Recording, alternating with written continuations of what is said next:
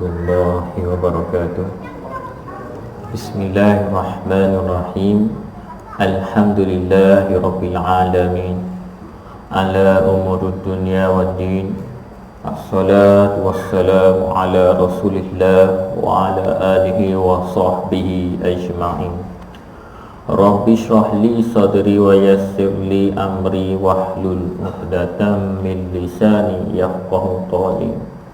Subhanaka la ilma lana illa ma 'allamtana innaka antas samiul alim. Allahumma 'allimna bima jahilna wa dzakirna bima nasina. Rabbi yassir wa la tu'asir karim. Alhamdulillah, tuan-tuan dan puan-puan yang dimuliakan oleh Allah Subhanahu wa taala, pada malam ini dapat kita lagi bertemu di dalam satu majlis yang menjadikan kita ni sebagai kuliah bulanan. Kita akan baca sekejap lagi sebuah kitab, Safinatul Najah, yang dikarang oleh Syekh Salim bin Suhail, dan saya akan baca syarahnya dengan syarah yang dibawa dikarang oleh Syekh Ahmad bin Salih Asy-Syatiri, Ahmad bin Umar Asy-Syatiri, iaitu Nailur Raja. Kitab Nailur Raja ni kira masyhur juga dekat Malaysia ni, dalam bahasa Arab juga. Tapi sebelum tu, sebelum saya nak mulakan pengajian kita pada malam ini, saya nak berpantun sikit lah. Tepuk amal-amal, belalang kuku-kuku, duduk biar ramai. InsyaAllah malam ini kita mengaji ilmu, InsyaAllah. Jadi kita ramai-ramaikan semangat kita ni untuk belajar ilmu. Bagaimana kita ni satu orang daripadanya mukallaf. Siapa mukallaf ni? Islam, baligh, berakal. Inilah orang yang mukallaf, mana wajib bagi kita ni untuk mempelajari ilmu. Talabul ilmi faridatun ala kulli muslim wal muslimat. Kata Nabi sallallahu alaihi wasallam, berikuan mahunya belajar ilmu ni adalah kewajipan bagi seorang laki-laki dan juga perempuan. Wajib dia ni untuk mengetahui akan ilmunya, bagaimana nak perbetulkan syariat dia. Kita nak sebut daripada segi syariat lagi, belum lagi hakikat, belum lagi makrifat. Lagi banyak lagi kita nak kena belajar lagi, nak membaiki diri kita ni. Andai kata mana kita ni gebah, kita ni jatuh, kita ni meninggal dunia ni dalam keadaan kita ni tidak berusaha untuk membaiki diri kita ni, untuk dekat diri kepada Allah Subhanahu wa taala, maka mati kita ni berdosa. Berdosa kenapa? Setiap kaki tangan ni dia akan dakwa kita. Sebab apa? Dunia ni duk sia-siakan hak dia. Patutnya kita ni duk atas dunia ni menyelamatkan di mata seluruh anggota tubuh ni daripada diazab Allah Subhanahu wa taala. Tapi oleh kerana kita mencuaikan kehidupan kita ni duk atas dunia ni dengan berlalunya kehidupan tanpa ada apa-apa pun, dengan keadaan kelalaian, dengan keadaan yang sia-sia, menyebabkan diri kita lah yang ruginya. Jadinya kita ni selagi mana ada waktu, selagi kita hidup di atas dunia ini, maka perlu sebab ilmu fardu ain adalah kewajipan. Kalau ilmu fardu kifayah itu terserah pada satu orang. Andai kata mana dah ada wadah buat, maka terlepas tanggungjawab hak lain. Tapi untuk ilmu fardu ain ini memang penting dan perlu bagi setiap daripada kita. Jadi kenapa lah kena belajar ilmu fardu ain, kena belajar bab semayang daripada kecil sampai besar, kena belajar lagi. Dulu dah belajar dah, tak payah dah lah. Sebab kadang-kadang kita ni Kadang-kadang di kita ni ada buat kesilapan. Sebab tu manusia ni, Allah kata dalam Al-Quran, khuliqal insanu dha'ifa. Diciptakan manusia ni lebih kurang mahunya dalam keadaan lemah. Kadang-kadang dia terlupa, kadang-kadang mana memang dia tak tahu pun akan perkara tersebut. Kadang-kadang tu kalau kita duduk dalam majlis ilmu ni, kadang-kadang benda ada setengahnya kita memang dah tahu dah. Dan ada perkara tadi bagi kita ni adalah perkara yang baru, padahal orang lain kenal tahu dah, cuma kita yang baru tahu. Sebab tu kita perlu mengaji. Sebab kadang-kadang mana dalam cabangan furuknya ilmu ni, dia ada macam-macam, ada perkara yang kita tidak tahu. Maka itu kena belajar lagi-lagi. Sebab bila kita belajar ni, Allah Ta'ala akan bukakan pintu untuk kita sampai kepada maradhatillah, keredaan Allah Ta'ala. Baik, kita tanpa lengahkan masa lagi, kita akan sambung pada muka surat 13 hak syarah Nailul Rajah. Kita akan masuk pada pasal yang pertama. Dia lain. Mula-mula orang masuk kitab kan dia ada bab, lepas tu dia tulis pasal. Bab ni adalah tajuk besar. Kalau pasal ni adalah tajuk kecil. Tu. Faslun. Ini satu pasal yang mana nak memberitahu pada kita bahawasanya kita akan masuk pada bahagian yang pertama, yakni awal pada mengenalnya agama Islam itu sendiri. Faslun ay hadza faslun arkanul Islam khamsatun. Bermulanya mana ini satu tajuk kecil bagi menceritakan akan rukun-rukun Islam yang 5. Rukun Islam yang 5 ini merupakan mana asas. Asas daripada mana bermulanya mana seorang itu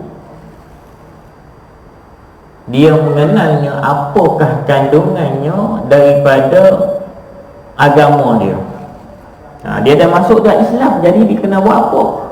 Dia inilah nak kenal daripada titik-titik Islam. Maka bermula hak tu yang pertamanya tadi, dia dah mengenal dah Tuhan dia. Bila mana dia dah mengenal Tuhan dia, maka dia nak laksanakan tugas ataupun arahan dia pun.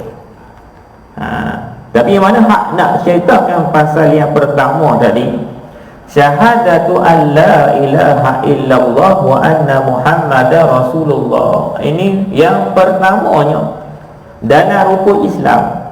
Rukun-rukun ni maknanya apa? Kalau nama saya ni Rakin, asal dari kalau kita belajar istilah nahu daripada perkataan fa'il, Rakin, itu daripada nama. Jadi rukun-rukun ni apa? Rukun ni sebenarnya kalau bahasa Arab dia panggil tiang. Macam dalam surah ni kalau andai katanya mana sekarang ni tiang ni tak ada, kalau tiup angin mungkin boleh roboh, jatuh dengan mudahnya bangunan surah ni. Itu kata mana bila satu orang tu tak ada tiang dalam mana dalam kehidupan dia, dalam agama dia, maka katanya bila mana ditiupkan orang ajak dia pada fahaman lain, akidah lain, maka dia akidah hak dia pegang sekarang ni goncang. Tu.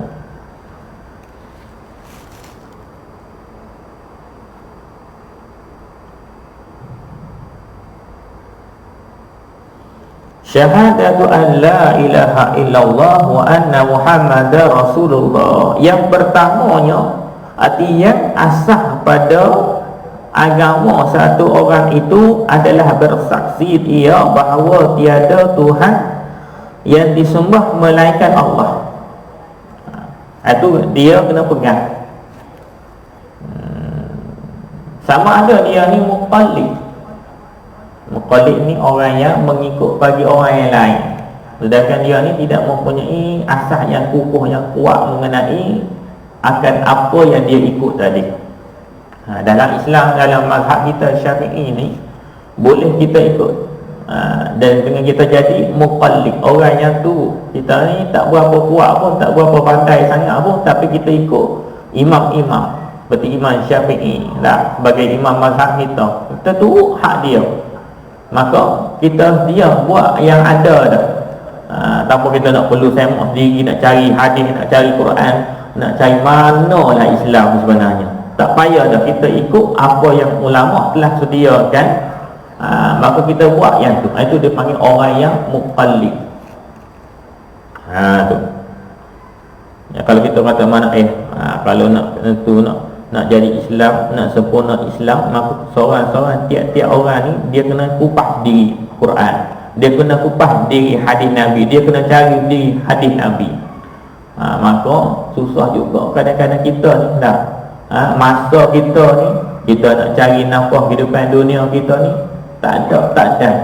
Sebab itulah mana Allah Ta'ala buat ni, tiap-tiap daripada orang ni ada hak jadi pekebun, ada hak jadi peternak, ada orang jadi bahagian duduk dalam kawasan, duduk bahagian pentadbiran, ada hak jadi jaga kampung.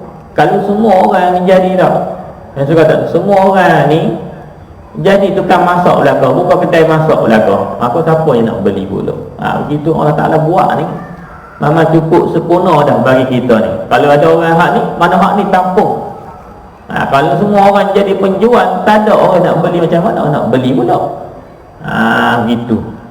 Buat Allah Ta'ala buat ni, tiap-tiap orang ni dia ada bahagia dia. Tu. Asyhadatu hiya tayaqqan wa ittiqan. Ni penyaksian itu adalah kita sebenarnya apa penyaksian? Saksikan apa? Saksikan bahawa yakin dan beriktiqad. Iktiqad ni kata makna dalam bahasa kita tak berpegang. Kalau inqiyad kita menerima bima khabar min Nabi sallallahu alaihi wasallam, apa yang dikhabar, diberitahukan oleh baginda Nabi sallallahu alaihi wasallam. Bila dah diberitahukan, maka sekarang ni adalah tugas kita yang membenarkan daripada apa yang telah diberitahu, iaitu dipanggil i'tiqad. Kita pegang yakinnya kepada apa yang disampaikan oleh Nabi kita, Nabi Muhammad sallallahu alaihi wasallam tu. Wa fi asli ma'al ma'bud walau bi ghairi haqqin wal muradu huna ma'bud bi haqqin. Lafaz pada mana penyaksian kita ini kepada Allah.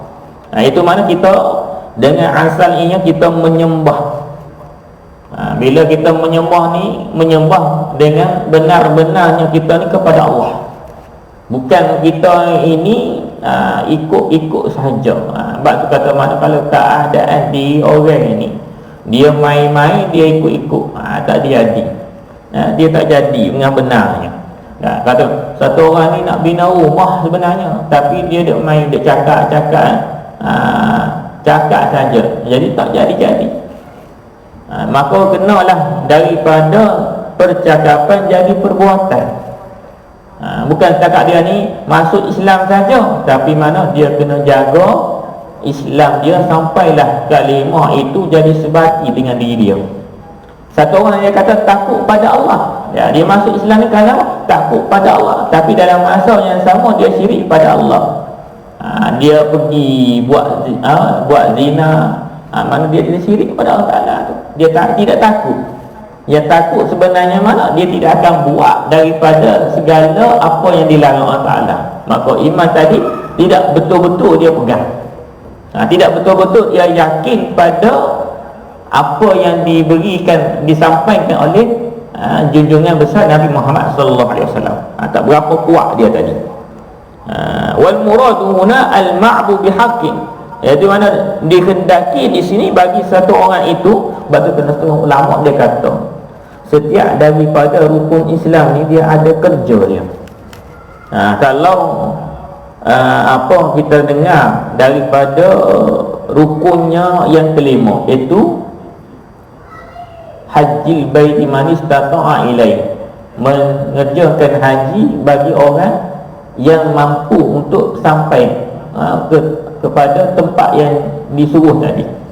Mana kena ada kerja. Kerja dia apa? dia kena niat ihram, dia kena tawaf, dia kena sa'i, dia kena bercukur, dia kena wukuf di Arafah, dia kena bermalam di Mina, Muzdalifah dan semua dia kena buat apa saja pekerjaan haji, maka jadilah ia haji. Ada pun mana kata hak pada rukun yang keempat itu menunaikan zakat. Bagi hak dan kemampuan, maka dia pun kena keluarlah daripada harta dia yang khususnya. Kalau kena bulan puasa, kena keluar zakat fitrah.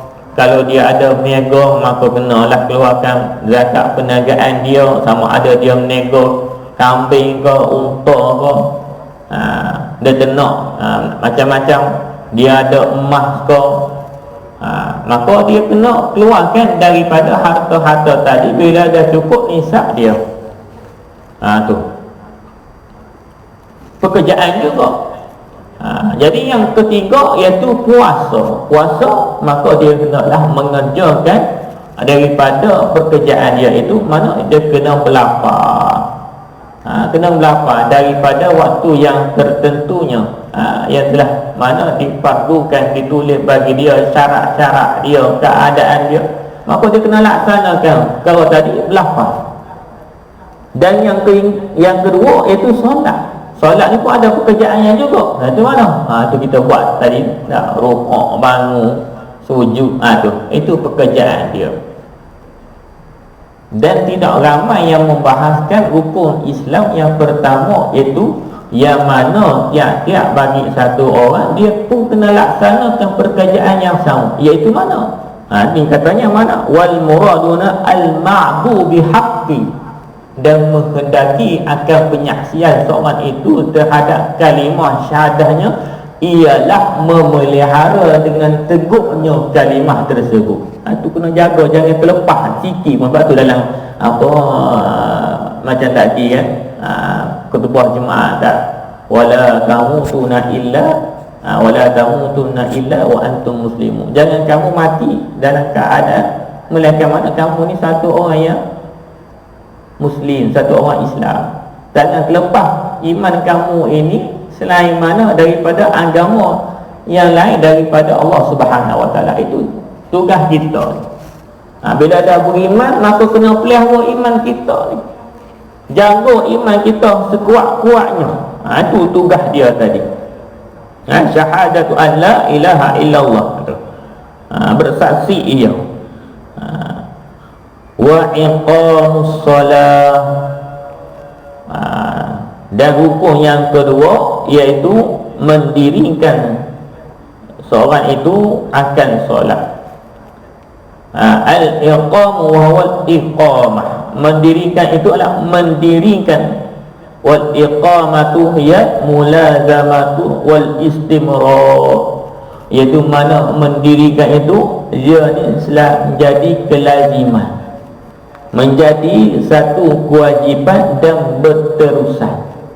Sebab kerjaan ni, pekerjaan solat ini adalah satu kefarduan, kewajipan bagi setiap manusia.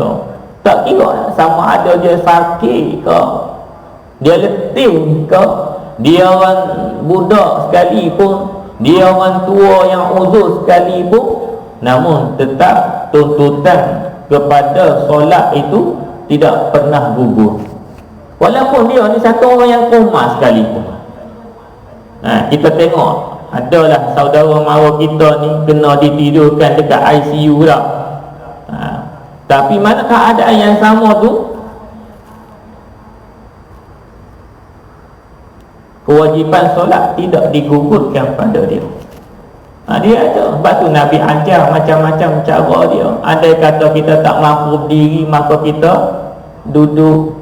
Duduk pun sekarang ni pun boleh duduk, kita nak duduk sela ke, ataupun kita duduk atas kerusi ke. Tapi kita kena tahu cara-cara dia. Kalau tidak mampu duduk, maka mengiring, duduk di atas lambung kanan.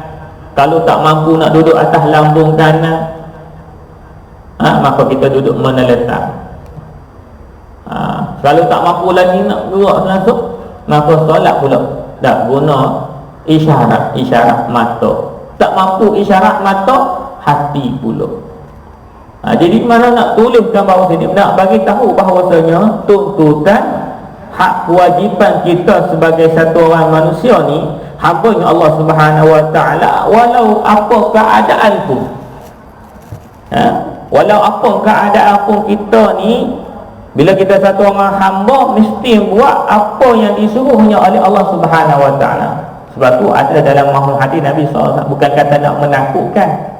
Satu orang yang mana meninggalkan solat dia, maka dia akan dihukum oleh Allah SWT, dimasukkan dia dalam neraka selama 80 tahun.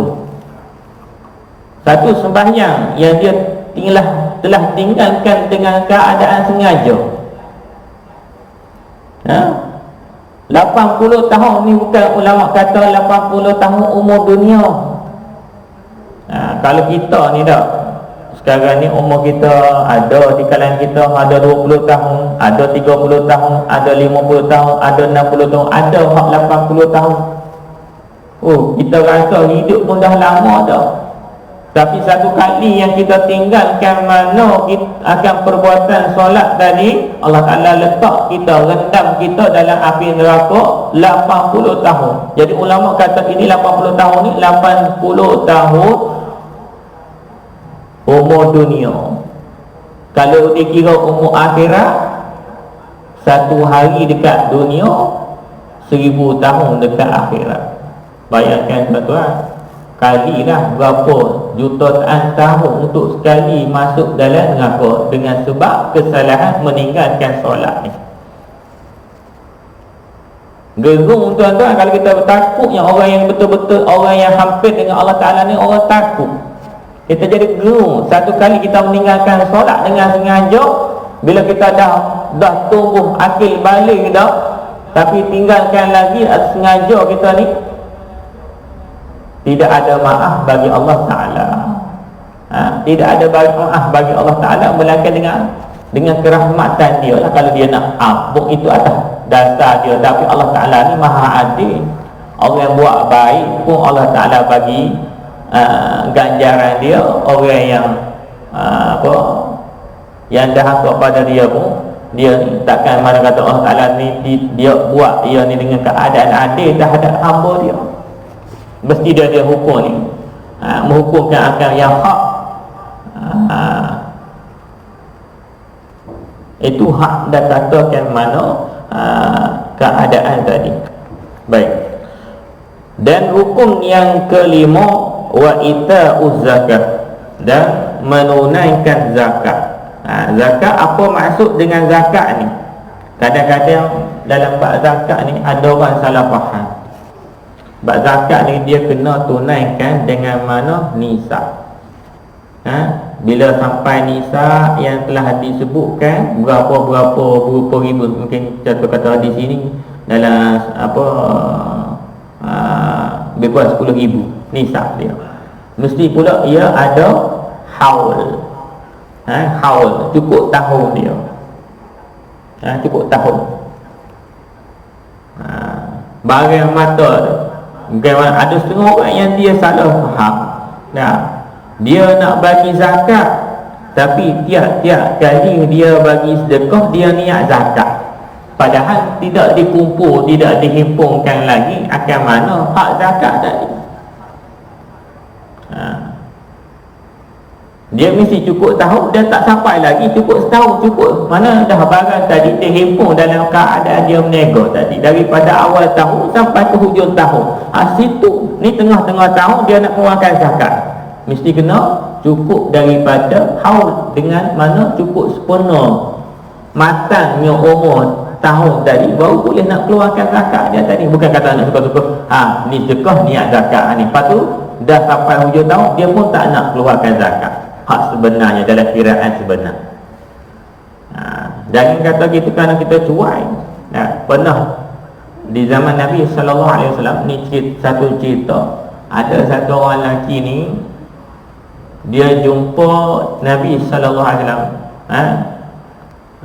Nabi jumpa dia untuk dia ni keluarkan zakat, minta daripada dia ni keluarkan zakat, maka dia ni tangguh-tangguh. Dia tangguh-tangguh untuk keluarkan zakat dia. Masa dia ni diminta Nabi, dia tak nak bagi lagi. Dia tangguh-tangguh, akhirnya habis dah tahun tersebut baru dia nak bayar zakat. Nak bayar zakat hak tahun lepas tu. Lepas tu kita kata mana keadaan satu orang nak bayar zakat mesti pada cukup tahun dia, jangan lebih pada tahun dia tadi. Maka Nabi kata dah Allah Ta'ala tutup dah pintu penerimaan zakat bagi kamu. Ada menanggung dia. Lepas tu bila kata mana, bila dah sampai masa kita cukup dah 12 bulan, tak kira dah kita start meniaga kita tu dalam bulan 3 ke bulan 5 ke bulan 7 ke, maka dah cukup setahun, maka tu jangan lebih daripada 2-3 bulan kita baru nak start nak bagi. Ya jadi sedekah mana pula, tak kira dah tak boleh kita nak bagi tapi dah tutup nama zakat dah bagi Allah Ta'ala, ia jadi nama sedekah pula. Tu lepas tu kata jangan kata kita buat mana kata bahawa tadi acuh tak acuh, sebab mana Allah Ta'ala ni dia strict. Andai kata mana satu orang ni solat bila mana tak menepati akan mana syarat-syarat dia. Syarat apa? Syarat dia kena ada wudu. Orang ni nak solat juga tak ada wudu, tak boleh. Sebab penerimaan kena ada wudu dulu. Mesti ada keadaan dia bersih, pakai yang kotor pula. Maka kena ikut mana keadaan hukum dia. Sebab tu kata kalau kita satu orang ni mesti mana buat satu keadaan mesti mengikut apa yang mana ditentukan oleh Allah Subhanahu Wa Taala. Saya nak cerita satu kisah sebelum saya sambung balik. Ada satu orang ni dua sahabat. Dua orang sahabat ni mana dia kata kita ni dah masuk dah usia mana dewasa dah. Jadi ketika ni kita nak pilih masing-masing, nak pilih jalan kehidupan kita. Jadi kita ni niat sama-sama nak jadi orang yang dekat dengan Allah. Maka seorang sahabat ni dia kata, saya ni nak mengasingkan diri dengan manusia, saya nak buat ibadat. Maka sahabat ni pergilah beribadat. Selama beberapa tahun ni, seorang lagi dia kata, saya nak pergi menuntut ilmu agama. Yang seorang sahabat ni selang berapa lama dua sahabat ni telah bertemu di satu tempat. Mana yang sahabat yang pergi menadah kitab, pergi belajar ilmu agama ni, dia bertemu kawan dia ni. Sebab dia penasaran apalah yang dibuat oleh sahabat dia ni selama ni, maka dia pergi. Sebab kawan dia ni hak pertama tadi dia dah bagi tahulah di tempat sekian-sekian hak mana dia duk buat ibadat. Maka dia pun pergi sampai ke tempat kawan dia yang tadi. Dia tengok keanehan, keajaibannya luar biasa. Tengok masuk dalam tempat dia ni tenang je. Jumpalah kawan dia tadi dengan wajah berseri-seri. Tu. Jadi bila semua tadi kawan tadi dua orang sahabat tadi bertemu, maka yang kawan ni seorang ni dia perasan dekat kawan hak buat ibadat ni, dia ada menggantungkan sesuatu dekat tengkuk dia. Maka kawan dia ni tanya, apa yang digantung dekat tengkuk ni? Maka dia keluarkan, rupanya ada bangkai belalang. Ada bangkai belalang dia gantung dekat tengkuk tadi, bangkai belalang. Dia kata, berapa lama dah ni? Sahabat ni tanya, berapa lama dah kamu duk gantung ni? Dia kata, daripada mula-mula aku sampai ni sini aku gantung dia.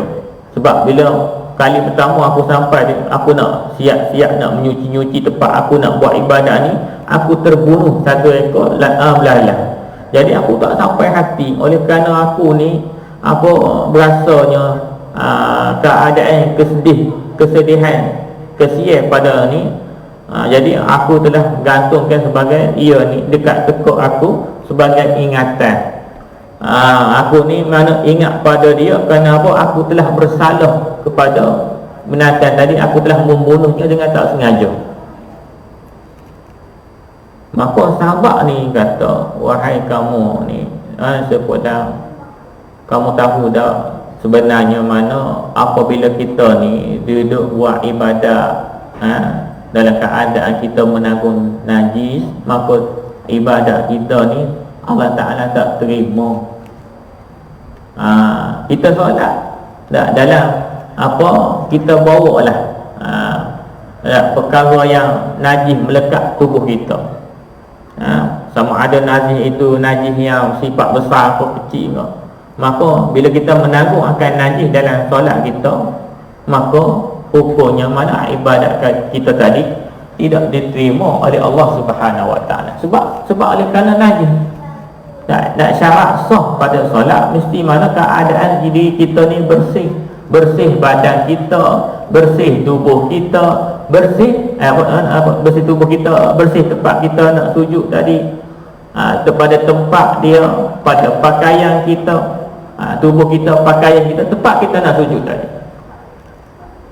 Maka sahabat ni kata tersedarlah ianya, rupa-rupanya mana dalam keadaan beribadat saja tanpa kita ini belajarkan tambah ilmu, maka ibadat tadi akan jadi sia-sia. Sebab tu kata Imam Ghazali, dan amal tanpa ilmu, ilmu tanpa amal tu orang ibarat orang gila dengan orang yang bodoh. Sebab apa? Buat benda perkara hak sia-sia. Sebab tu kita kena menadah pada ilmu ni, walaupun kita dah tahu dah, tapi mana dalam masa yang sama ini kita ni nak membaiki akan ilmu yang sedia ada. Jangan kita duk syok dirinya. Ibarat kata mana kata ni kadang satu orang sahabat ni dia datang rumah kawan dia. Kawan dia ni perasan rumah ni nak runtuh dah. Kawan ni duduk dalam, duduk lenang-lenang, duduk senang-senang. Dia kata, sahabat, rumah kamu ni nak runtuh dah. Apa sahabat seorang ni kata, mana ada aku duduk ni dalam rumah aku ni, tak ada pun nak runtuh. Okey je, tak ada masalah. Lama ni aku duduk lama dah dalam rumah ni, tak ada masalah pun.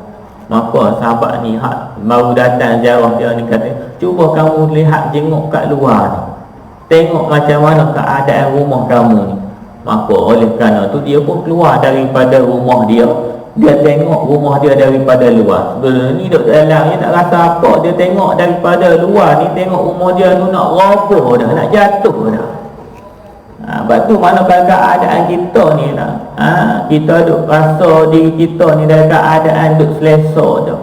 Dengan kita ni, mana kita duk ngaji bahasa bab semayang masa hak tadika dulu, tak pernah dah dengar mengajar hak lain tempat lain. Maka hak dulu ada, kalau sekiranya mana ada kesilapan masa kita belajar hak dulu-dulu tu, sampai ke tua bawa hak tu. Bawa hak tu lah. Maka jahilnya sampai ke sebab tu kata mana ada satu orang yang mana hidup dia 70 tahun, 80 tahun, 90 tahun, satu pun ibadat dia tak terima. Sebab apa?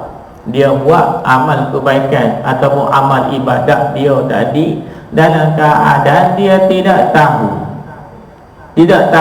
ada mana kadang perbuatan tadi tak diterima oleh Allah Ta'ala. Sebab tu mana keadaan kita ni, bila kita buat satu perkara, ada mana kata, contoh kata kita kata dalam keadaan dosa, ada satu orang tu dia buat dosa, dia tahu itu dosa. Ada seorang itu dia buat dosa dalam keadaan dia tidak tahu itu dosa. Ada juga orang yang buat dosa kadang-kadang dia perasan itu dosa, dia perasan.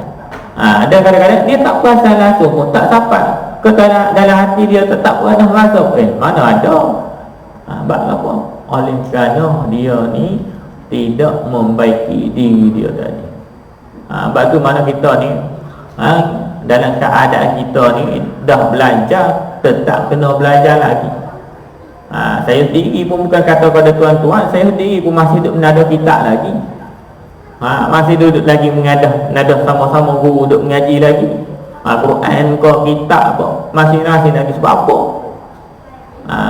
Ada satu kata-kata ulama, dia kata talabal ilm minal mahdi ila yadi. Belajarlah ilmu itu daripada buaya sampai kuliah lahad.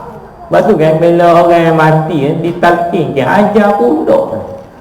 Ajar supaya mengucap, ajar macam mana nak soalan jawab dalam kubur tu macam mana, ditalqin, dia ajar lagi walaupun dah mati. Sampai tahap tu nya bagi kita ni kena belajar, kena menadah dari kita ni, nak baiki diri kita, kehidupan kita ni supaya apa? Ibadat tu diterima. Bukan kata di dunia ni kita perlu ibadat yang banyak. Satu orang kalau ibadat banyak, satu pun tak diterima, hanya letih saja. Letih saja. Tapi satu orang ni amal sedikit, tapi amalnya istiqamah dalam keadaan yang mengerti. Walaupun ilmu dah sikit, tapi mana amal dia banyak, dan keadaan mana dia ni buat. Yang mana kalau tadi patutlah di mana dipuji. Tu. Dan rukun yang ke 4, wasaumu Ramadan, dan berpuasa di bulan Ramadan. Wal hajju baitul man istata'a ilaih, yang kelima, dan menunaikan hajinya bagi orang yang mampu untuk pergi pada dia. Tu mana kelima-lima rukun Islam tadi nak dikatakan bahawa ia ni adalah tunjang. Ibarat kata ulama bagi tahu pada kita, rukun Islam ni ibarat sebuah kemah. Kalau kemah tu ada 5 tiang, salah satunya daripada tiang tadi rosak, patah, maka bila angin mari, maka dengan dirinya akan terbang jadi roboh sekelip mata. Bila mana satu orang sebab kata satu orang yang punya duit, ada duit yang cukup, nak laksanakan rukun apa? Rukun Islam yang kelima, tapi hati tu masih berat lagi, melancong ke Eropah, melancong ke Asia, Jepun, Korea boleh pula. Tu macam mana tu keadaan tu? Ia ni bukan nak laksanakan hak wajib dulu, bahkan hak boleh hak haru-haru. Nak buat hak haru dulu, jawab dia dosa. Sebab apa? Wajib lawan dia haram.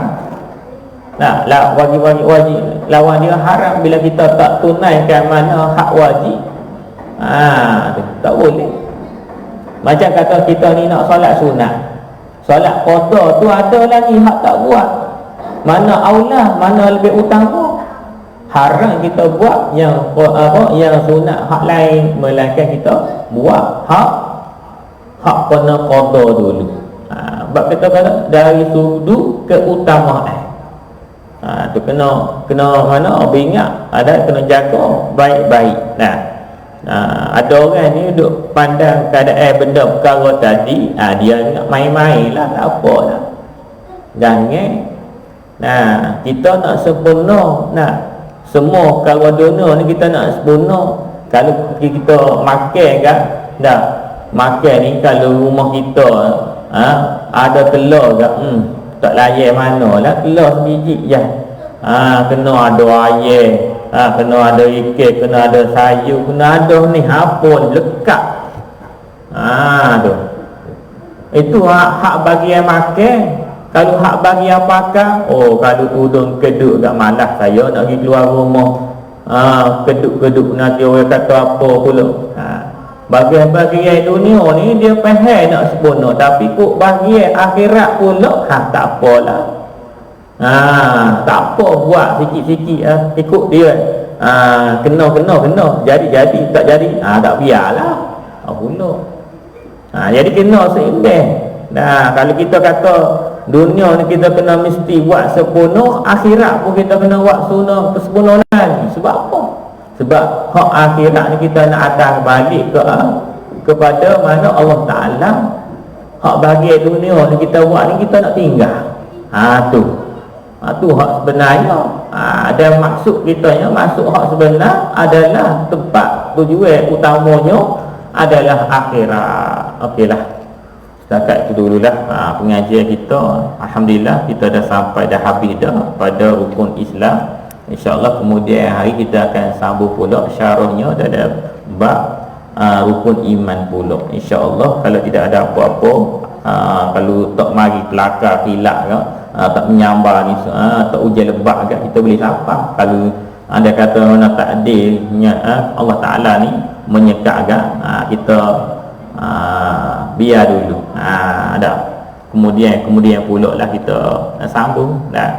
Wallahu alam, semoga apa yang kita dengar tadi boleh dapat manfaat yang baik, pengajaran bagi kita semua. Moga-moga ilmu yang kita dapat itu adalah ilmu yang berkat, yang boleh mendekatkan kita kepada Allah Subhanahu wa taala. Setakat itu saja daripada saya. Kita tutup majlis ini dengan tasbih kafarah dan suratul Al.